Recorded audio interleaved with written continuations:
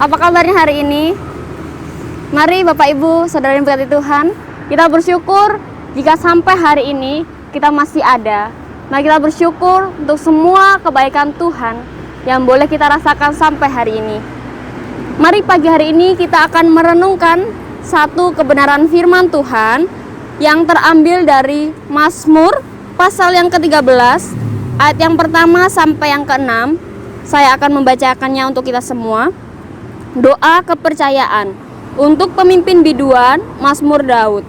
Berapa lama lagi Tuhan kau lupakan aku terus-menerus? Berapa lama lagi kau sembunyikan wajahmu terhadap aku? Berapa lama lagi aku harus menaruh kekhawatiran dalam diriku dan bersedih hati sepanjang hari?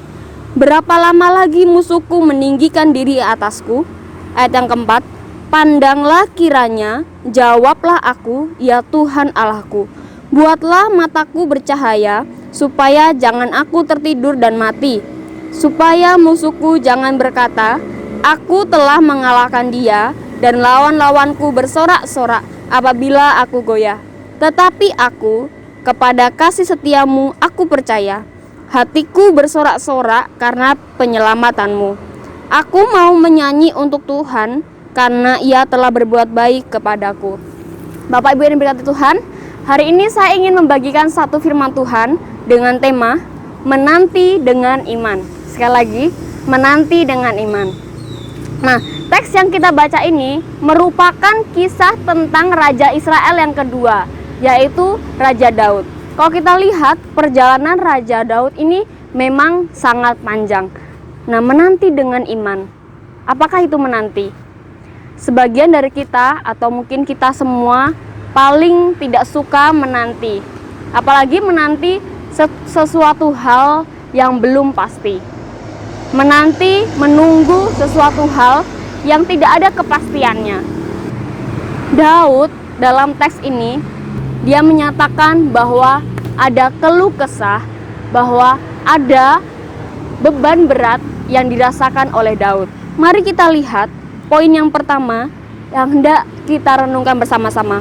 Poin yang pertama yaitu seruan kepada Allah. Yang pertama, seruan kepada Allah. Daud merasa tertekan saat itu karena latar belakang teks ini berbicara tentang bagaimana Daud dikejar-kejar oleh Raja Saul. Raja Saul adalah raja yang pertama dan Daud adalah raja yang kedua. Raja Saul mengejar Daud hingga ingin berniat membunuh Raja Daud. Ayat yang kedua sampai ayat yang ketiga dikatakan ada 4 keluh kesah atau ada 4 beban berat yang dirasakan oleh Daud. Yang pertama, Daud merasa bahwa Tuhan melupakan dia. Yang kedua, Daud merasa bahwa Tuhan menyembunyikan wajahnya. Yang ketiga, Daud merasa khawatir dengan kehidupan yang ia rasakan. Dan yang keempat, Daud merasa bahwa musuhnya telah menang atas Daud sendiri. Siapa sih di antara kita yang tidak pernah merasa khawatir? Adakah di antara kita yang tidak pernah merasa cemas? Adakah di antara kita yang tidak punya persoalan? Pasti semua menjawab, saya punya persoalan, saya punya kekhawatiran. Apalagi dengan masalah di Indonesia seperti ini, pandemi COVID-19.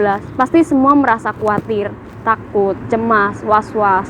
Bahkan mungkin kita berpikir bahwa siang, malam kita selalu berdoa kepada Tuhan. Tetapi kenapa Tuhan tidak menjawab doa-doa kita? Apakah Tuhan tidak mendengar doa kita? Tuhan mendengar doa kita. Hal apa yang bisa kita pelajari dari Daud ini? Daud berseru kepada Tuhan. Dia berseru ketika dia ada masalah.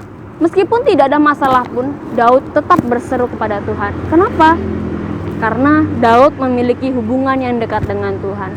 Ketika kita memiliki hubungan dekat dengan Tuhan, kita mempunyai relasi yang baik dengan Tuhan, maka dalam keadaan sehat, tidak sehat, ada masalah atau tidak ada masalah, kita selalu berkomunikasi dengan Tuhan.